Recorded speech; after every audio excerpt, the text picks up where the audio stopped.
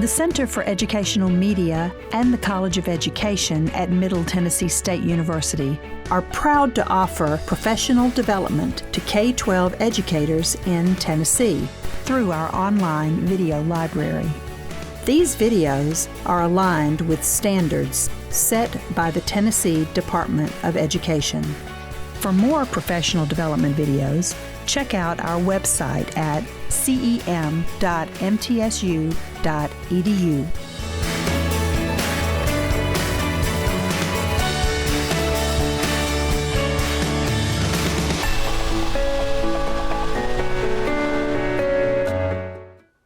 Welcome to the School Counselors Collaborative for Administrators here in the Center for Educational Media at MTSU's College of Education.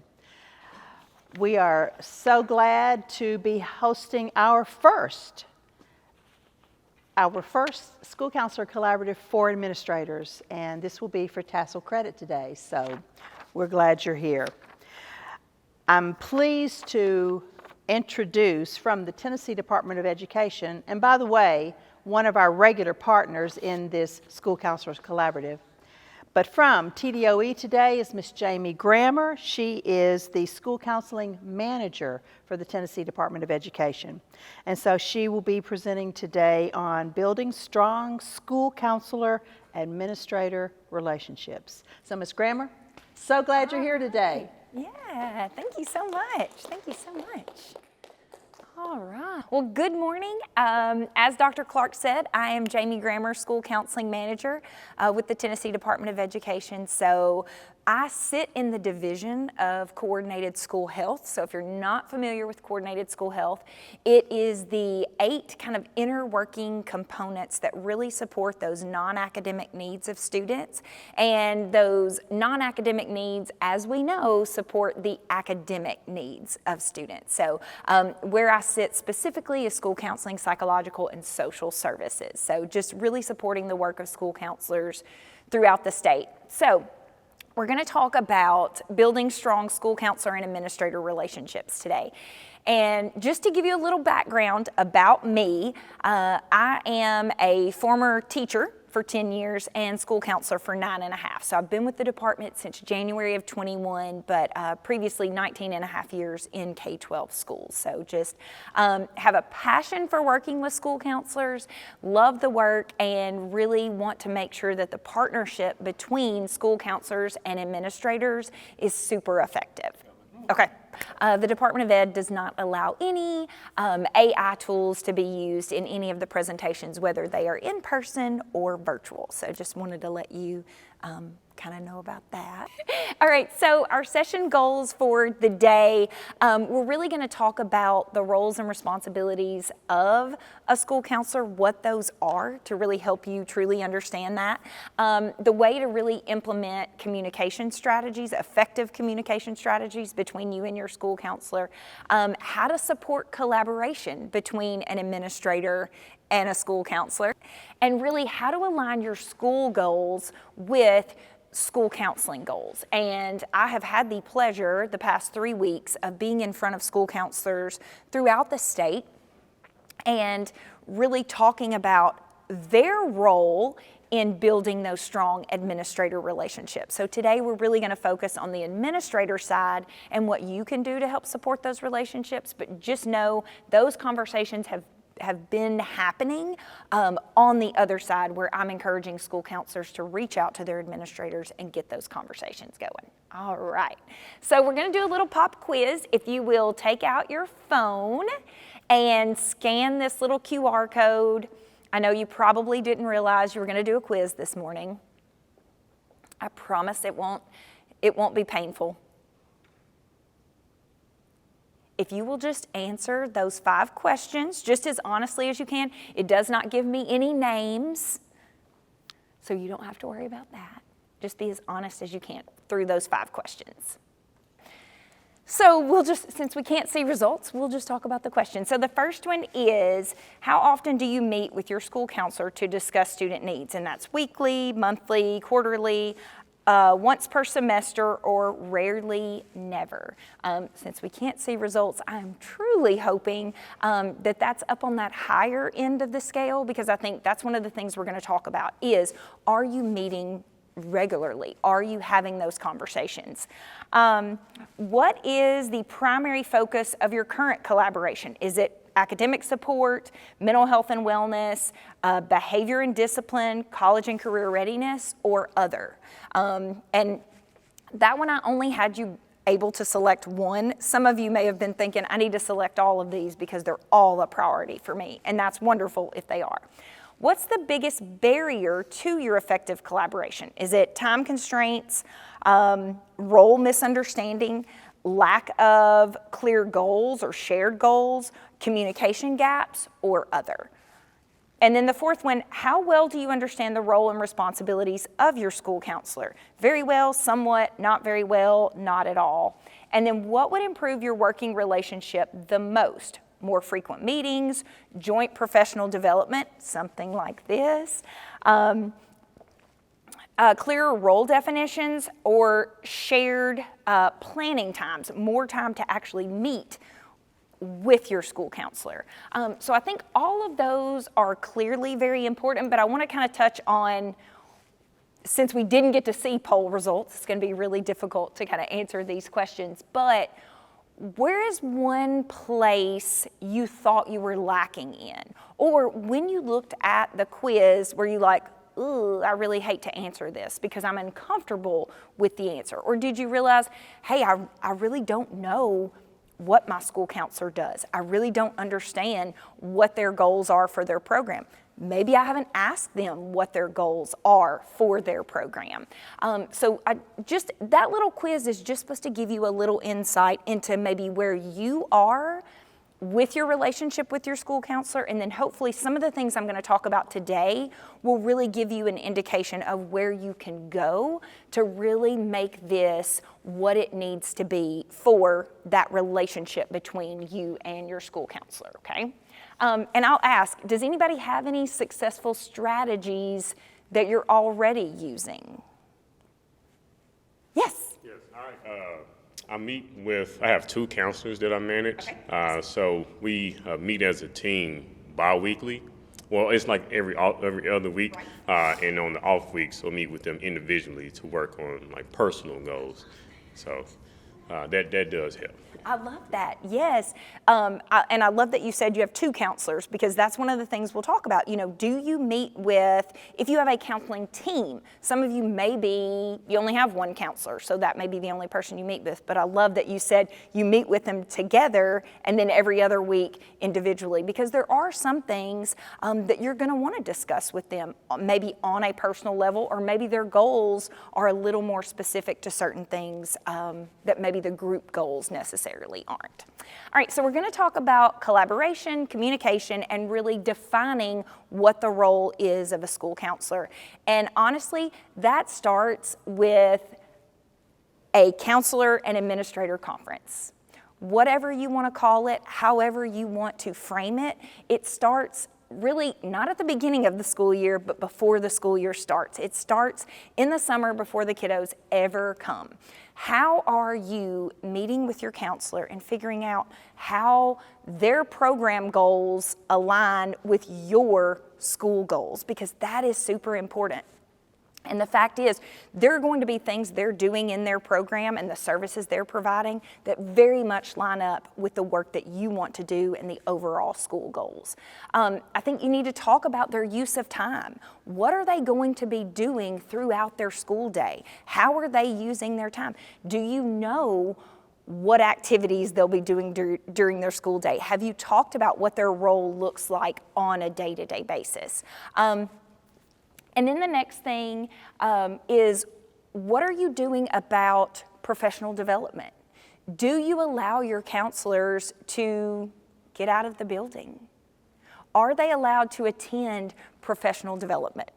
Do you let them leave the building to come to something like the MTSU Collaborative, or the Student Success Summits that we've had, or SCALI, which is the annual conference?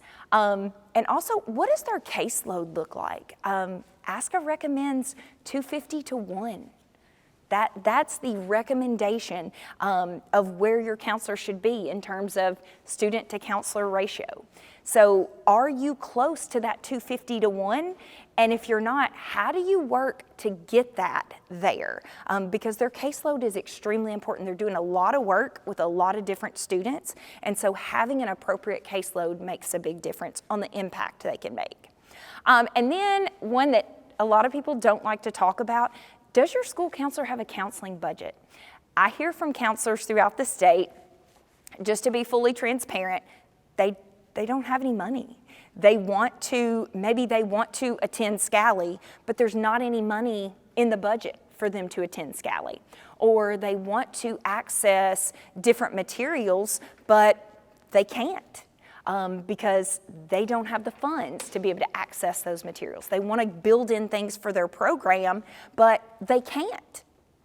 So making sure that you have a budget that is appropriate for school counselors is extremely important. Okay, making sure you're scheduling those regular communications. If it's a check-in, if it's maybe your counselor is dropping by your office, but having some way where you're actually checking in. It could be a document. Now, I'm not advocating for a lot of documentation and a lot of paper pushing, but do you need some little short and sweet document of what are they working on this week? What are some of the goals that they've had for the week? I do that in my current role where I submit a weekly check-in to my supervisor. And it's not huge and detailed. It's just, hey, these are kind of the big things I'm working on this week, and this is really what I'm focused on. Having those shared planning sessions where you're actually looking at the school data. You're looking at chronic absenteeism. You're looking at staff attendance even. But having those shared planning sessions where you can talk about, okay, you're not just planning in isolation. The school counselor's not just over here planning activities and planning things to do. They're taking input from the admin or even other school leaders, even maybe some of the seasoned teachers that really have that input, making sure they're sharing that. A big one, and I think sometimes it's hard for people to really brag on themselves. So just celebrating successes. And you may not be able to celebrate the kiddo getting a 36 on their ACT, but you can celebrate them going from a 14 to a 17. And I think that's the important piece. Maybe you can't celebrate that kiddo getting perfect attendance because they're just gonna be a student that never gets perfect attendance. But maybe they've missed a lot of school, and now they maybe missed 2 days a week, or they were late 2 days a week, and now they haven't been absent the entire month. Those are the little successes that you have to celebrate and you have to look out for, and you have to make sure that you're really pushing in and saying, hey, good job. We're making progress. It's not going to be perfect, but we're making progress. And then that last one, supporting PD opportunities. Shout out to any admins in the room or online that let your school counselors attend one of the student success summits these past 3 weeks. It is really great to get counselors in the same room, to get them to collaborate with other counselors, to give them time to be professionally developed by learning sessions, but then also for them to network with other counselors, to get to have a conversation with other people and talk through whatever they're doing. I think a lot of times as administrators, you may feel like you're isolated.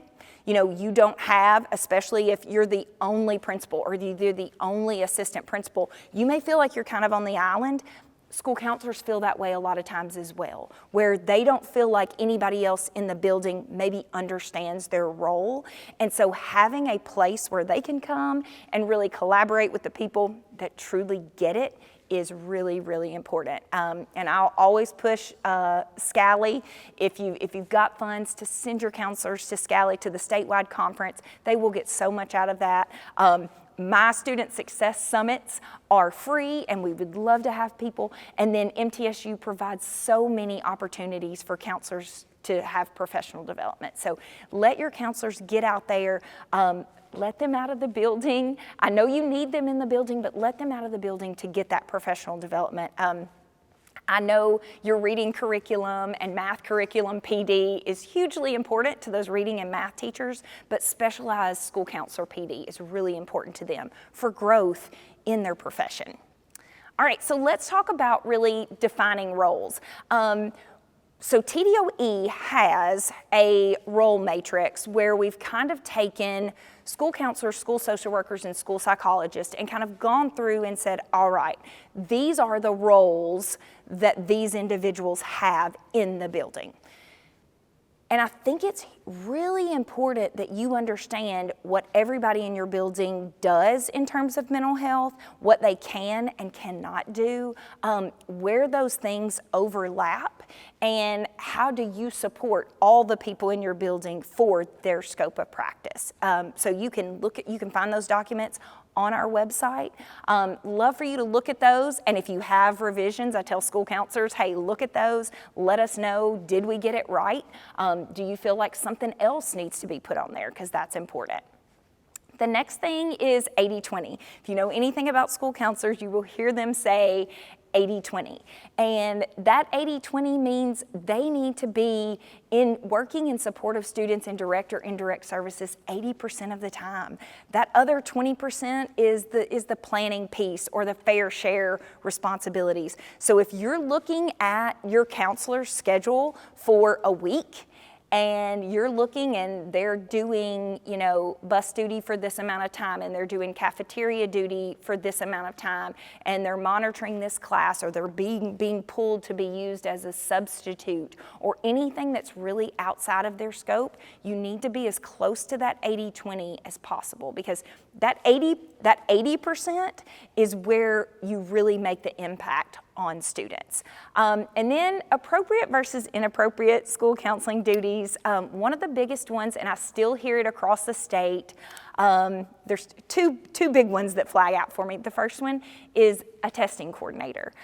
That is actually in the Tennessee school counseling policy, that school counselors should not be the testing coordinators. Yes, they can be a piece of the testing program. I realize there are lots of tests that go on, but they don't need to be coordinating for the school on those testing programs. And if you need a link to the Tennessee school counseling policy, feel free to email me. I'll put my contact information up at the end, and I'd love to pass that along to you.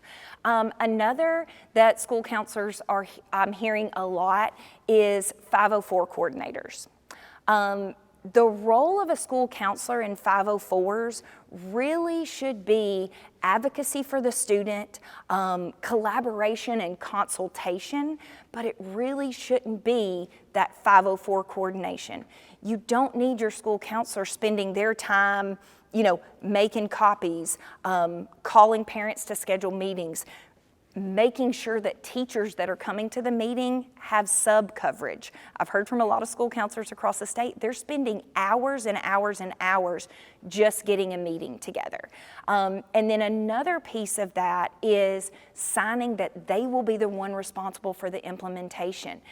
You have to remember, as an administrator, you are in charge of the other staff in your building. A school counselor does not have any administrator privileges over the teachers in their building. So if you've got a school counselor that is signing legally that they'll be responsible for this 504 implementation, they don't have any recourse to go to a teacher. And then it becomes very uncomfortable. I'm on the same level with you, but I'm coming to you and saying, you're not doing your job.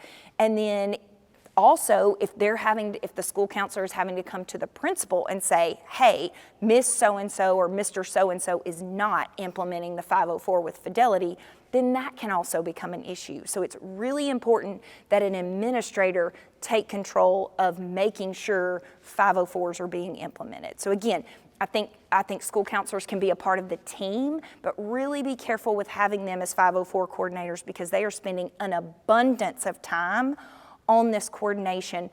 There are other people in the building that can make copies and schedule subs for your teachers, and call parents to schedule meetings and do all of kind of those clerical things where your school counselor can really focus on the training they actually have to do those things.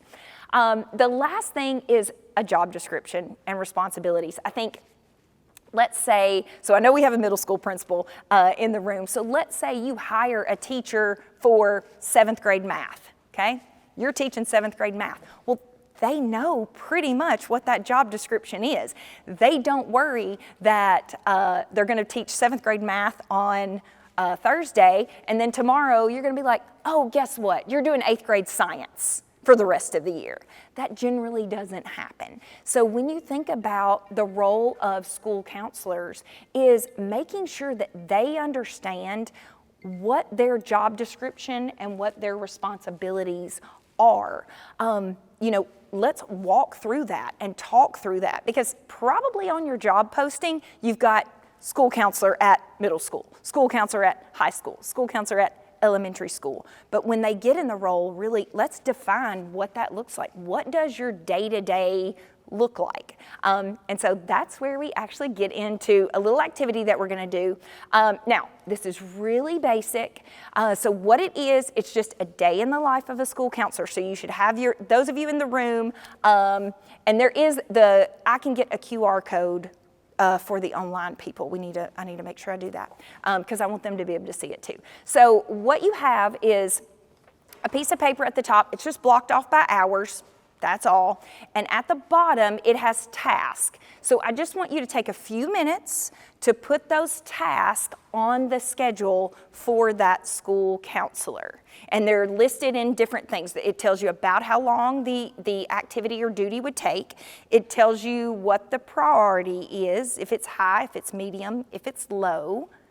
So just take a few minutes to kind of work through that. And kind of place those things on there. Online, folks, this is what they're actually, you've got new student registration, that's 30 minutes and the priority is high. Crisis response, 45 minutes, priority is high. 504 meeting, 30 minutes, priority medium. Classroom lesson, 50 minutes, priority medium. Parent call, 20 minutes, priority low. And now when I say priority, I'm not talking about, it's not important, but just what must be done today when you're thinking about high, medium, and low. Student check-in, 15 minutes, priority high. Lunch duty, 30 minutes, priority low. IEP meeting, 30 minutes, priority medium. Bus and car rider duty, 15 minutes, priority low. And then a student check-in that's 15 minutes, priority low. Okay, so I'll give you just a few minutes to kind of fill that in. And those of you online, if you want to kind of work that through in your head as well. And I've got the schedule. I did it from 8 to 3. So you might be a 7 to 2 school, and that's okay, but 8 to 3.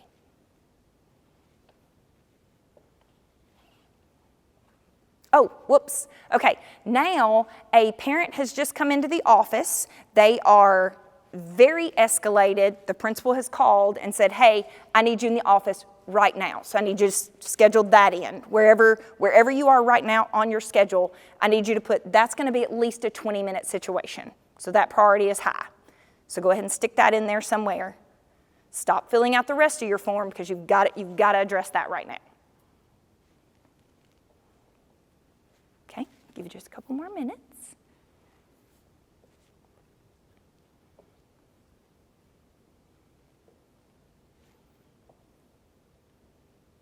Working hard.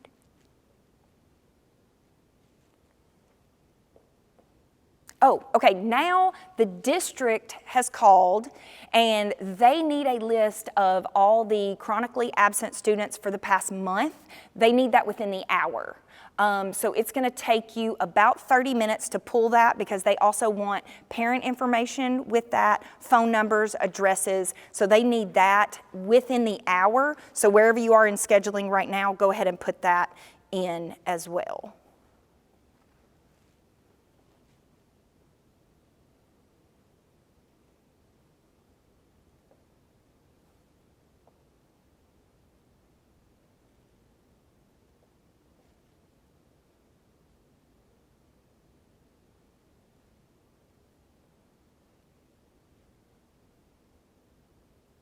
Oh, and while you're getting that list together, Little Susie just came down to your office. She is crying and she has got an emergency situation. Her boyfriend just broke up with her. She cannot function. She cannot go back to class. She has got to see you and talk to you about it right now. And it's going to take at least 15 minutes for you to get her back on track so that she can go to class. So get that scheduled in as well.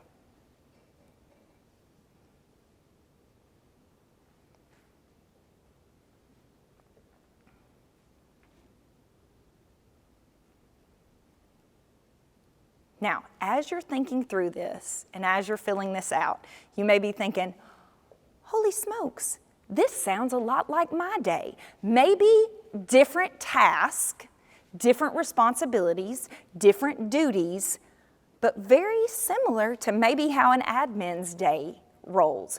You've got this many things to do on your to-do list, but you've got that parent that comes in that you can't predict. You've got that central office call that you can't predict.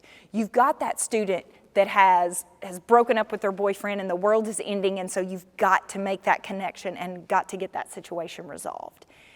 That's what I want you to think about when you start prioritizing what your school counselor should be doing throughout the day. I know a lot of school counselors, especially in the elementary grades, are in the specials rotation. I'll call it specials.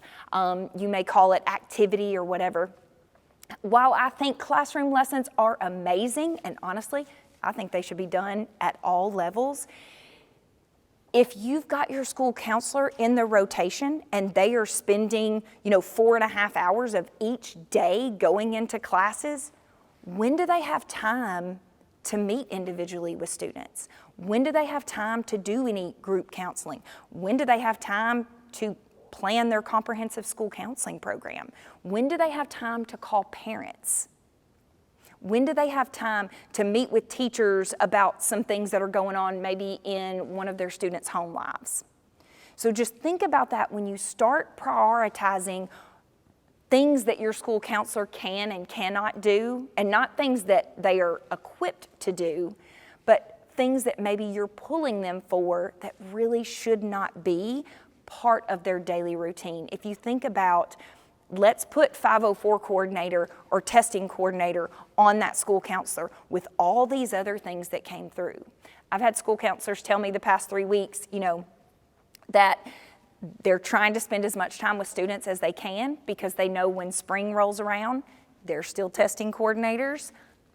That's what the majority of their life in day-to-day school is going to be, is testing coordination. So just think about that when you're prioritizing. They're trying to prioritize students and the things that directly impact students. Make sure you're doing the same. So I hope you understood just through that activity how you can plan your day as well as you want to. Things creep up, things pop up, and just understanding that your school counselor really needs to be available for those things. And if you've got them maybe in some of those more structured spots, it's really hard for them to be responsive to the needs of the school. All right, so let's move on to data, whichever you want to call it. It's really everybody's favorite word. Not. It is super important. It really is. Because I think I want you to share stories, but we also need to make sure that we're looking at the data that we have. So how does your school counselor kind of help with these data pieces? So in achievement, you can start looking at, of course, any kind of test results, and you're doing case testing or Ames Web or TCAP or ACT or EOC, all the things that you're doing, looking at test results, thinking about graduation rates if you're at that high school level. Now, I think elementary and middle schools need to be thinking about graduation rates too, even though you're not necessarily responsible for that. I think you can start making progress and strides in those graduation rates early. EPSOs, having those early post-secondary opportunities. Are your students getting involved in things that really lead them to the next step? And start having those conversations early. We've got a lot of students, they're entering high school and starting with post-secondary courses. So how do you prepare your elementary kids when they get to middle school, that they'll be ready to push on into high school. Looking at your promotion and retention rates. I know third grade retention is a huge deal. You want to make sure you're staying off any of those kind of naughty lists. So looking at that data for achievement and really saying, okay, how does my program really benefit what's going on? Okay. The second piece is attendance. And I put chronic absenteeism. We talk about it all the time. We know our kids need to be in the building. If they're in the building, they can be more successful. But one thing I want to make sure we're focusing on is staff attendance as well. Are your teachers coming to school? Or do they have a lot of mental health days? You know, are they calling in sick? Are they leaving early because things go awry during the school day? So I think staff attendance is really key, and your school counselor can really help with the overall climate. Yes, we want the kiddos to feel like they belong and they have a place in the building. The staff need that same feeling. They need to know there's care and support and that they can come to you and talk to you about certain things. And then I know one of everybody's favorites as well is behavior and discipline. So how does the school, your counselor's comprehensive school counseling program help with decreased office referrals? You know, are you involving your counselor when there are things going on? Are you allowing your counselor to work on skills with students to help decrease those referrals, which hopefully will make that out of class time less and less? Because that, we know if students are at least in the seats, then the knowledge will hopefully sink in. So keeping them in class. If you can get a student, let's say Billy. So Billy is getting removed from class a lot. He's causing disruptions a ton. And, you know, okay, we're going to get the school counselor involved, and she's going to really work with Billy and go through some strategies and really talk about de-escalation, because that's what's happening. He's in class and he's flipping his lid over what we would consider kind of little things. So the school counselor gets to work and says, okay, let's work on some de-escalation strategies. Let's work on how do you feel when you start getting escalated, when you start feeling like you're about to flip your lid. You know, do your palms get sweaty? Does your face get hot?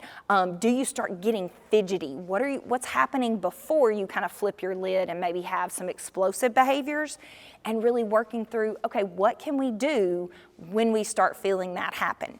And if you can get your school counselors working on that, and then you've got Billy where he's not getting pushed out of class. You know, he's not getting kicked out of class. He's not getting that office referral because he's getting that support and he's learning to regulate on his own, where he doesn't always have to go to Miss Grammer's office for regulation. You've worked with the teacher, you've worked with Billy. Billy's got a spot in the corner of the room where he can go and he can de-escalate. Well, guess what? Even if he's not sitting front and center with the teacher, if he's still in the room, then he's still hearing what's going on. He's still a part of the class. So that can really, really have an impact on students. So really think about how can you pull that data, work with your school counselor to really work through achievement, attendance, and then that behavior and discipline sector of everything. All right, so let's talk about aligning goals. I'm really going to go through several different things. We talked about academics a little, attendance, behavior, discipline, mental health and wellness, and then of course college and career readiness. Which, if you don't know, the CCTE team has now changed their name. They are now PWCMR, so post-secondary, workforce, CTE, and military readiness. So really, and ASCA really has moved to the life readiness language, which I love. I think that's what we want to prepare kiddos for. Life readiness, no matter if they're going post-secondary, if they're going to the military, if they're going to the workforce, if they're going to a TCAT, what are they doing and how can we really prepare them? So when we talk about aligning our goals, we want to look at different things. When counselors are doing individualized student planning, okay, high school and beyond plans, If you are middle school or high school, I hope you know the term High School and Beyond plan. That plan is starting in middle school. It's kind of the old 4-year plan for high school folks, but that plan is starting in middle school. We're having middle school conversations about what does high school and beyond, the 2 years beyond high school, what does that look like for you? Let's look into your aptitudes. Let's look into your interest. So part of that's a piece of the High School and Beyond plan. Let's look at what are you interested in, and honestly, what are your aptitudes? Because those may be two totally different things. I just know from my personal experience, I thought my dad was an engineer. I thought that's what I wanted to be. I was like, I'm gonna be a mechanical engineer because that's what my dad is, and that's what I wanna be.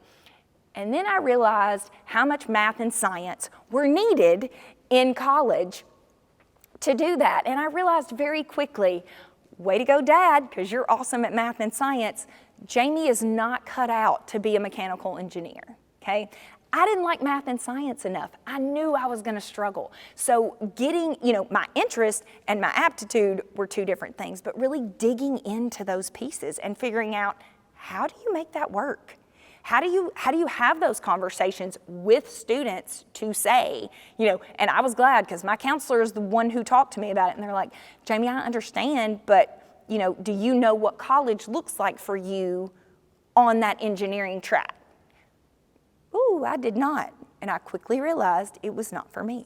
And then the next thing, classroom lessons.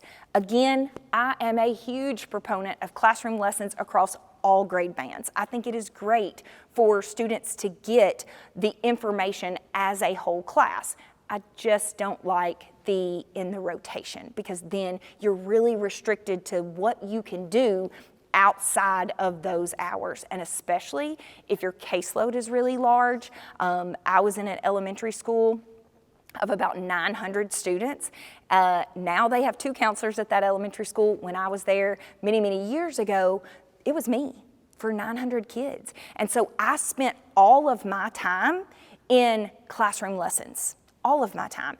I had very few pockets to actually meet with students one-on-one, to have any type of group counseling, to really build any relationships outside of that classroom. And I know there are people that'll say, well, if you do classroom lessons, you get to see everybody. Yes, you get to make eye contact with everybody, but do you really get to build relationships with students in just that classroom setting where you're standing up and giving information? I mean, am I building a relationship with you right now, just standing up in front of you and talking? Or if I sit down next to you and we have a conversation, which one is more relationship building? So keep that in mind. Having the academic support, like being able to pull kids, you don't have to, your counselor can help, not with tutoring, we're not doing math tutoring, but how do I support you academically? How can I give you and provide you some organizational skills? Maybe it's not that you don't understand the material, it's just that you're not organized enough to turn in your homework on time, or you're not organized enough to keep up with all the things that you need to do. Or maybe you've got some deficiencies in certain things, but it's really not academic. It really is that organizational and getting everything together. And then the last piece is data reviews. And again, I think you can say data all day long, and we know we have to go back to that, but that's gonna drive the work. Where do you see your school counselor fitting in to help your students achieve more academically? What is their role gonna be? All right, and attendance improvement. Making sure they're monitoring attendance. Now, this is where we have to be very careful, because if you've got your counselor as the truancy person in your building, then they're making the unwelcome phone calls. They're making the sometimes relationship breaking phone calls. Your school counselor has a piece in attendance, a very important piece, but it's making those connections with families. It's having that conversation with that family to figure out, what is the attendance barrier? Why is that student coming in late every day? It's the counselor can have that conversation with mom, dad, grandma, whoever, where they can open up and say, well, you know what? I have new hours, and now that student not only has to get themselves ready, they have to get their sibling ready. And school starts for them at 7:30, their sibling doesn't start until 8:30. Well, their sibling is 6. So I can't leave their sibling home at 6 years old by themselves. So how do we work through that? But that's where your counselor comes in, to build that relationship with the family, not to be that, hey, if you don't get them to school, truancy court is your next situation, because that breaks up the relationship. Again, making sure you have like check and connect programs where that kiddo has somebody to check in with, even if it is just a quick drop by the office, the counselor drops by the classroom, just a way to kind of build that relationship and show that student somebody is checking on you every day to make sure you're here. And not in a, you're here, but in a, hey, I'm glad to see you way, where somebody else besides the classroom teacher is checking in and saying, I'm glad to see you here, or checking on them throughout the day. Any kind of positive behavior campaigns, again, I think that's like positive behavior and then also positive attendance. I said before, you're gonna have students that will never get perfect attendance, okay? I had perfect attendance all the way through school, okay? Every day. Never missed a day for like sickness or anything like that unless I was on like a school-related or religious-related trip. That's it. But everybody's not gonna have that. And that's really okay. We wanna celebrate those little things. If the only thing they can strive for is perfection, they're not gonna push as hard. But if they can get the improved attendance award or the improved attendance recognition, that is huge for a lot of students. And this doesn't have to do with attendance, but one thing that I think is so good, we could push this back to academics, is really, supporting anything that is improvement. Because if you're only supporting the 36 on the ACT, or you're only supporting that 21 and above club to, be eligible for HOPE, what are we saying to those kiddos that aren't going to get that 21, that academically they're just not ever going to get there? We've got to make sure that we're celebrating any of those small and positive wins, because that's what reinforces people. You don't have to tell me I'm the best and I'm great. What you have to tell me is, Jamie, you did a good job. You did great. Good job. I'm proud of you. You didn't tell me one time I was the best or I was number one, but you told me I did great and I was good. And I think that's what kiddos need to hear. All right, so behavior and discipline. Students need to learn social personal competencies. Again, it goes back to that life readiness. They need to have those life readiness skills. They need to know how to get along with their classmates, okay? That may not be something that they're necessarily being taught at home, and that's okay. We can do those lessons with them and show them, okay, how to have disagreements without it getting physical or without it escalating verbally. How do you have a disagreement? How do you disagree with somebody and do it appropriately? How do you have a conversation with somebody where you have differing sides? Behavior support plans. Again, I think counselors should be involved in strategies. You don't need to be managing all the behavior support plans, but you need to be involved in what strategies and what things can the classroom teacher implement, what can you implement, what can the student implement. And of course, crisis response. You are going to be that first responder in terms of a crisis. All right, so mental health and wellness. I think we are moving away from the stigma around mental health, but I still think it is present. And I think we need to continue to push the narrative that everyone has mental health, okay? Everyone, just like you have physical health. Nobody says, oh, they broke their arm? Ooh, I don't want to talk about that. Nobody says that. So let's make mental health awareness. Let's make those campaigns. Let's talk about how we feel and how we can support each other and how we can take care of our mental health. Because when you look at the physical health side, nobody shuns away from that. Nobody puts you over in the corner if you break your arm, okay? So making sure we're making mental health a priority. Small group counseling. Don't forget your counselors, they are not therapists and know they are not there to provide long-term counseling, but they can do small groups. If you've got a group of kids and you're like, this is just continuing to be a theme amongst this group or amongst this grade level, pull your counselor in. Let them get involved. Let them share strategies with those students to really support them improving kind of some of the things that they may need to work on. Mindfulness, and I know some people are like, I do not want to breathe and think and count and just sit and mindfulness is a really great activity. You need to sometimes just disengage from what's going on.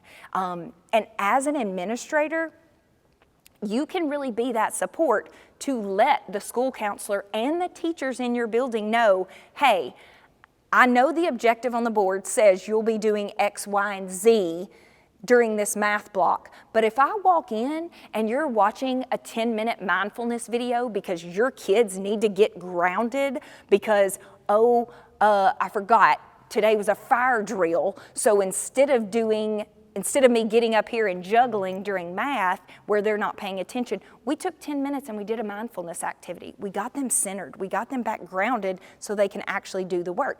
But that's where your role as an administrator really comes in, because you've got to make sure your teachers understand that that's permissible, that there's not an issue that when you come in and there's a mindfulness video playing that's going to be a problem.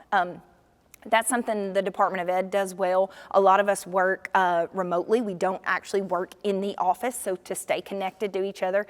There is a mindfulness every Thursday.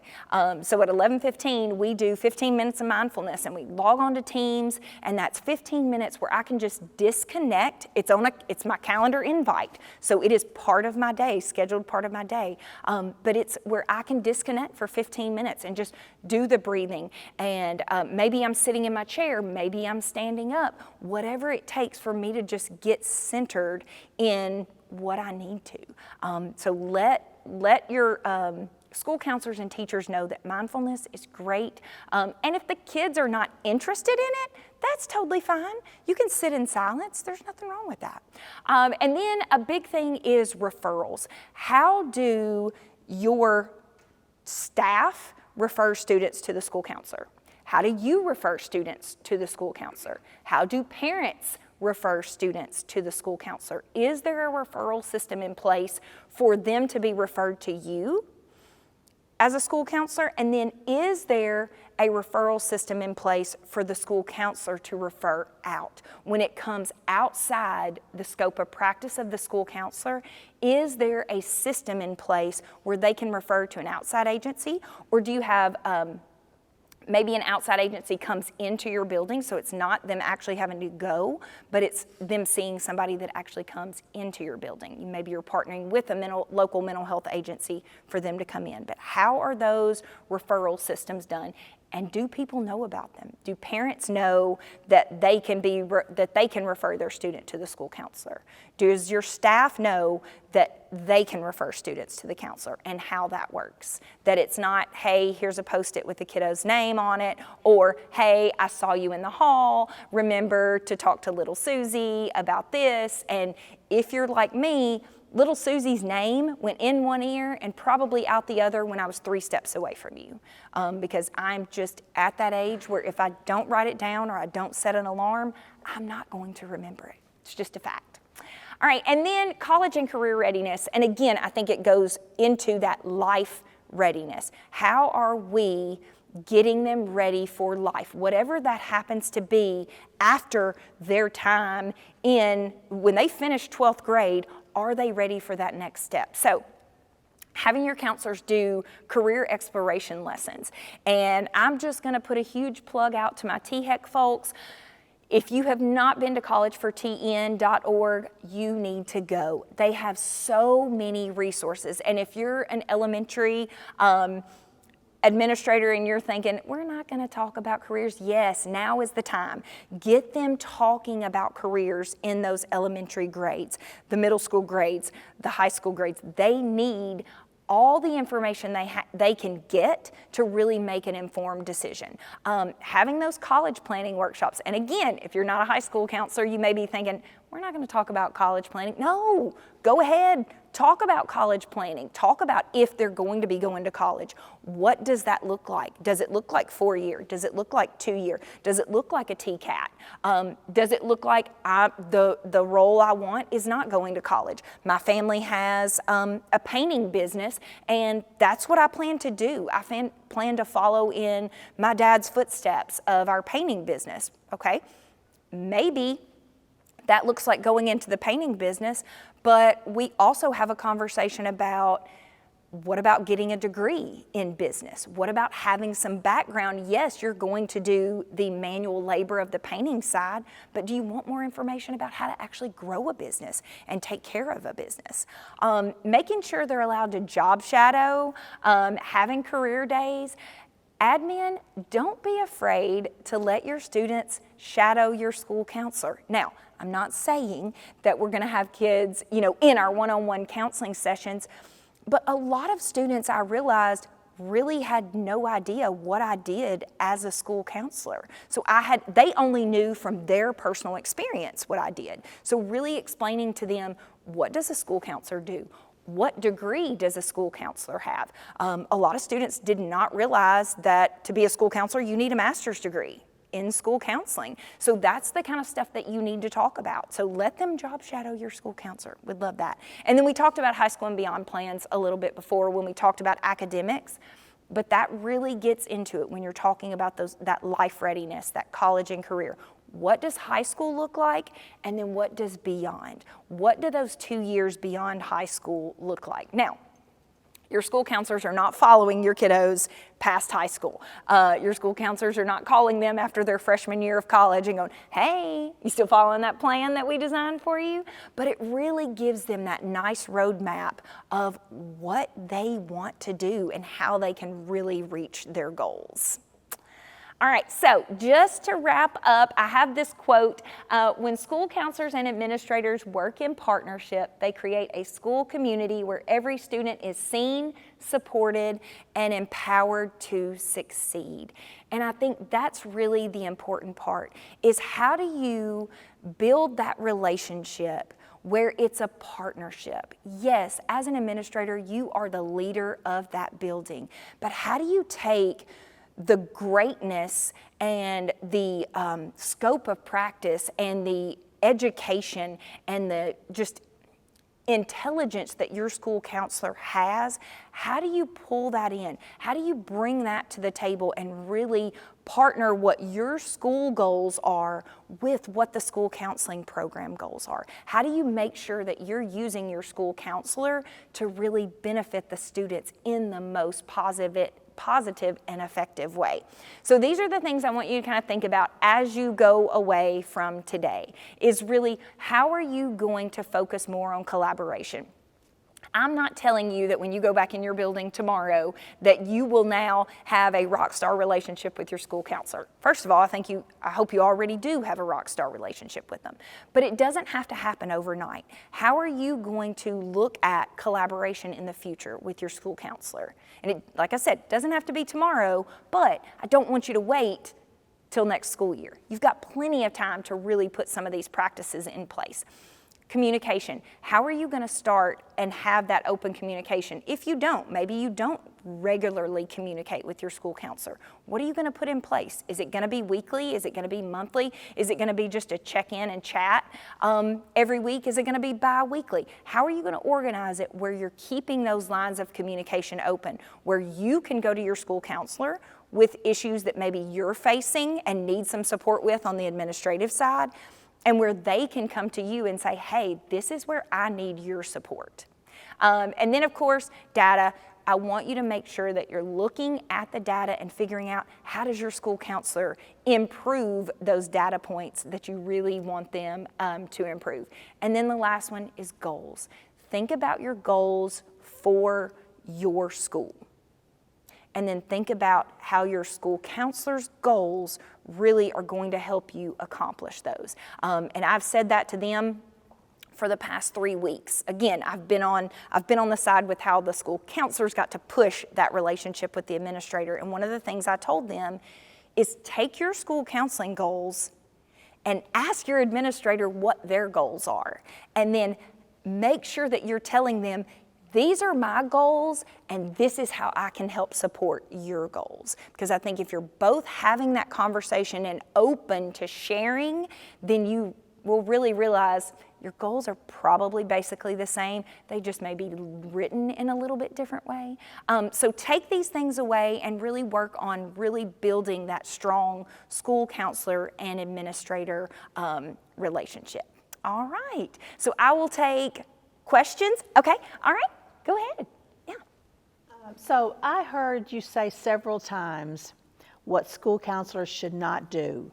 They should not be 504 coordinator, should not be testing coordinator, should not be truancy person. So as an administrator in a small school, who does that then? And that's the question we get a lot of times. I can't give you necessarily a recommendation on who can do that, but I think you need to look at where it makes sense. Who does it make sense to have? When you think about a 504 coordinator, it makes sense to have an administrator as the 504 coordinator. Again, school counselor being part of that piece, but the administrator is really responsible for the implementation of that plan. So an administrator really should be over that. Now, I've had school counselors tell me from time to time, they're like, well, you know, what do I do to advocate for me not being testing coordinator? I don't want to tell my administrator the librarian should do it because I don't want to throw her under the bus or him under the bus either. And I think a lot of times you can make it to where it's a team approach. You can have multiple people involved where it doesn't just fall on one person. Because again, there's nothing wrong with the school counselor being involved in the testing program. But when you think about the amount of testing that goes on, especially in the spring, you are looking at weeks and weeks of someone not being able to provide their program and their services to students being a testing coordinator. So how do you navigate that? I think you look at the people, you look at strengths and weaknesses, and then you figure out how can you make it more of a team approach where a lot of those big tasks don't fall on that one person. Because I've heard a lot of times they're like, administrators have said to me, well, you know what? My school counselors who I trust, I know with their type A personality, they'll get it done. So I don't have to worry about if it's right. I don't have to worry about if they're following everything because I know my school counselor will follow it to the letter of the law. They'll check all the boxes. They'll make sure it works. So I think it's just looking at who else you have in your building and having kind of that partnership and team approach where it doesn't just fall on one person. Because it is easy for me to say, especially if you're in a larger district and you have a lot more support, you can spread the wealth out a little bit more. When you're in one of those smaller districts, it is more difficult. All right, any other questions? Comments? I'm open to comments as well. I did have one. Okay, go for it. I know you mentioned earlier that each counselor should have a 250 to 1 caseload. With that number, do parents have to sign consent in order for counselors to have sessions with students, or counselors can still pull students as needed? Okay. Any type of, first I'll say for legal questions, always consult your board policy and your board attorney for anything that you're worried about on a legal side. There was an update to the Families' Rights and Responsibilities Act through this past legislative season. So it actually went into effect, I think it was July 1. And that updated language said school counselors and school psychologists, just those two folks, did not need parental consent for developmental or preventative counseling. So that is the language that was set up. I do know that some districts have still said if the counselor's meeting one-on-one, no matter if it's classified as developmental or preventative, that they want parental consent. So I think it varies district by district, but the legislative update does cover a school counselor for preventative or developmental counseling. Yes, ma'am. And would you, for those of us who were never a counselor, would you elaborate on what is developmental and what is preventative? Some examples? Okay, sure. And I think a lot of different things can fall under the scope of developmental or preventative.